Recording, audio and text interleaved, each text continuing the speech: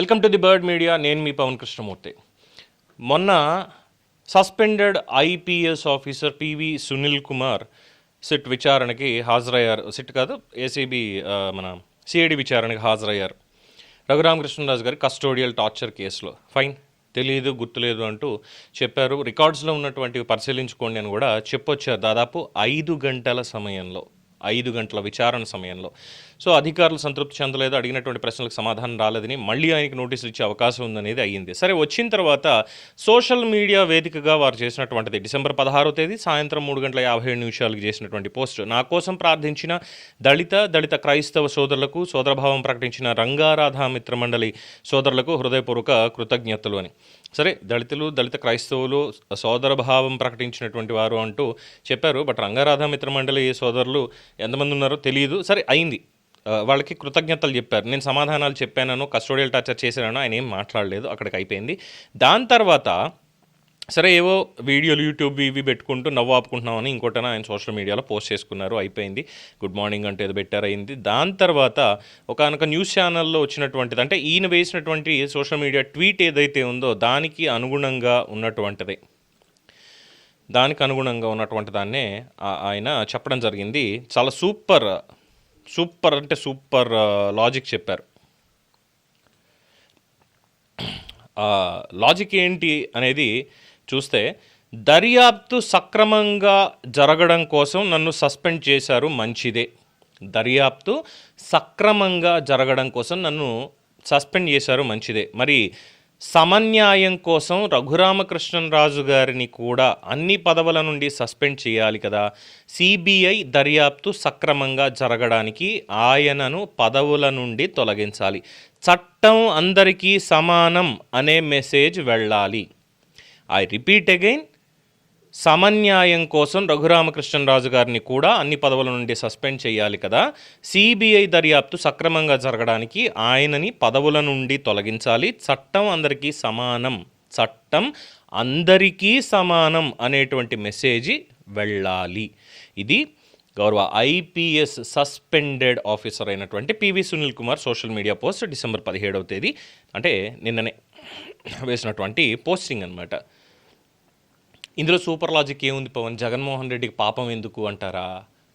మరి సమన్యాయం అనేది కావాలి కదా. గౌరవ్ పివి సునీల్ కుమార్ గారు చెప్పినట్టే మనం కూడా అనుకుందాం, రఘురామకృష్ణరాజు గారిని కూడా సస్పెండ్ చేద్దాం. ఆయన ఉండి ఎమ్మెల్యే కింద ఉన్నారు కదా. ఎమ్మెల్యే గారు, మీరు హౌస్ అరెస్ట్ అండి, మీరు బయటికి రావద్దు, మీ ఫోన్లు కూడా ఎవరు వాడడానికి వీల్లేదు, మీరు దేని మీద మాట్లాడడానికి వీల్లేదు, సోషల్ మీడియాలో పోస్టులు పెట్టడానికి వీల్లేదు. ఎస్, రాజు గారు ఒప్పుకున్నారు, నేను ఒప్పించాను కాసేపు అనుకుందాం. ఆయన సైలెంట్గా ఉన్నారు. అలాగే డిప్యూటీ స్పీకర్ పదవిని తీసేశారు, అంతా అయ్యింది. ఆయన ఎవరిని కలవడానికి లేదు, ఆయన ఎవరు మాట్లాడడానికి లేదు.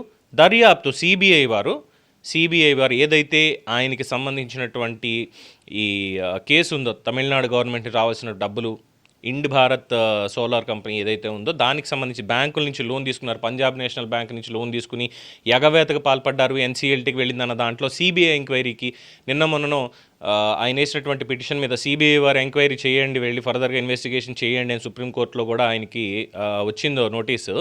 దాని మీద ఆయన ఏం మాట్లాడొద్దు, ఆయన చట్టానికి బద్ధుడై చట్టానికి సహకరిస్తూ, సిబిఐ వారికి సహకరిస్తూ, ఎవరితో మాట్లాడకుండా, ఎవరిని ప్రలోభ పెట్టకుండా, ఎవరికి పదవులు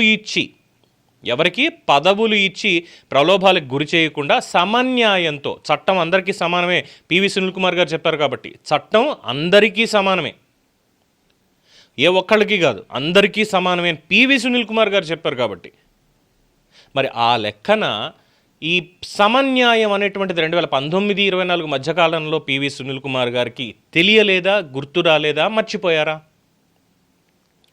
2014-19, 2009-14 మరి అప్పుడు కూడా ఐపీఎస్ సునీల్ కుమార్ గారికి సమన్యాయం, చట్టానికి అందరూ సమానమే, ఈ విచారణ అంతా కూడా దర్యాప్తు సక్రమంగా జరగడానికి ఆయన పదవుల నుండి తొలగించాలి అన్నటువంటి పాయింట్ని మరి ఆయనకి తెలియదా, ఆయనకి గుర్తులేదా, ఆయన మర్చిపోయారా?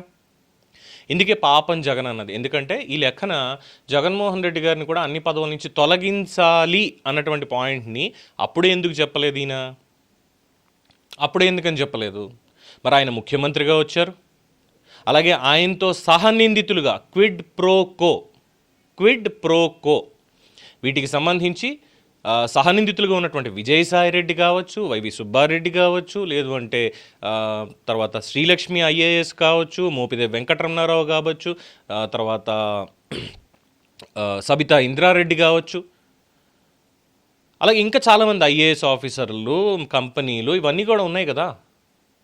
అనేక సిమెంట్ కంపెనీలకు సంబంధించి, పవర్ కంపెనీలకు సంబంధించి, ఆఖరికి రసాల్ ఖైమా, ఆ వాన్పిక్ పోర్టు, దీనికి సంబంధించి నిమ్మగడ్డ ప్రసాద్ కావచ్చు, లేదంటే ఇతరత్ర ఉన్నటువంటి వాళ్ళందరూ. మరి జగన్మోహన్ రెడ్డి గారు ముఖ్యమంత్రి అయ్యారు అంటేనే మరి వీటన్నిటినీ కూడా ప్రలోభ పెట్టారు, సిబిఐ ఎంక్వైరీని ఇది చేశారు, దర్యాప్తు సరిగ్గా సాగలేదు, సక్రమంగా జరగలేదు కాబట్టి మరి ఆయన కూడా పక్కన పెట్టి ఉండాలి కదా. అలాగే ఆయన ప్రలోభ పెట్టారు అనడానికి మోపిదేవి వెంకటరమణారావు గారికి రాజ్యసభ సీట్ ఇచ్చారు, సుబ్బారెడ్డికి రాజ్యసభకు పంపించారు, టీటీడీ ఇచ్చారు, ఇలాగ పదవులు ఇచ్చుకుంటూ వెళ్ళారు కదా. దీని మీద కదా బెయిల్ రద్దు చేయండి జగన్మోహన్ రెడ్డిది, ప్రలోభ పెడుతున్నాడని జగన్మోహన్ రెడ్డి గారి మీద కేసు రఘురామకృష్ణరాజు గారు వేసింది. దాంట్లోనే కదా కోయిల ముందే కూసింది అన్నట్టుగా సాక్షి వాళ్ళు చక్కగా ముందే ఇంకేముంది జడ్జి గారి తీర్పుని వీళ్లే చెప్పేశారు కదా. మరి అప్పుడు సమన్యాయం, దర్యాప్తు సరిగ్గా జరగడం అనేటువంటి పాయింట్లు పివి సునీల్ కుమార్ గారికి గుర్తు రాలేదా? అలాగే రఘురామకృష్ణరాజు గారి ఫోను, ఆయన ఫోన్ని పివి సునీల్ కుమార్ గారు వాడుకుంటూ ఆ రోజుల్లో ఐఏఎస్ ఆఫీసర్గా ఉన్నటువంటి పివి రమేష్ గారికి మెసేజ్లు ఎలా వెళ్ళాయి? రఘురామకృష్ణరాజు గారి మీద రాజద్రోహం కేసు 124A కేసు ఏదైతే పెట్టారో ఆ నేపథ్యంలో ఆయన ఫోన్ తీసుకోవడం, ఆయన ఫోన్ని ఇదంతా చేసి అందులో ఉన్నటువంటి డీటెయిల్స్ అన్నీ కూడా దొంగతనంగా తీసుకొచ్చేటువంటి ప్రయత్నం. ఎందుకంటే కోర్టులో నోటీస్ ఇవ్వాలి, ఆయన ఫోన్లో ఇలా ఉన్నాయి. మరి దేశద్రోహం అంటే దేనికి పాల్పడుతున్నాడు ఆయన రఘురామకృష్ణరాజు గారు?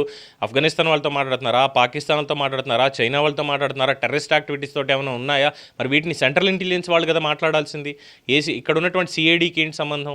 దేశద్రోహానికి సంబంధించి లేదా రాజద్రోహానికి సంబంధించి రెండింటికి పదం ఒకటే. దేశద్రోహం, రాజద్రోహం అన్న ఆ రాజద్రోహం బ్రిటిష్ కాలం నుంచి ఉన్నటువంటి చట్టం, ఇప్పుడు దేశద్రోహం అంటున్నాం అంతే. అది మరి అప్పుడు సమన్యాయం అనేటువంటిది సునీల్ కుమార్ గారికి గుర్తు రాలేదా? జగన్మోహన్ రెడ్డి గారు ప్రలోభ పెట్టినటువంటి సమయంలో ఈ 5 ఏళ్ల కాలంలో ఎంతమంది ఐపీఎస్ ఆఫీసర్లు ఈరోజు మరి కేసులు ఎదుర్కొంటున్నారు చూస్తూనే ఉన్నాం.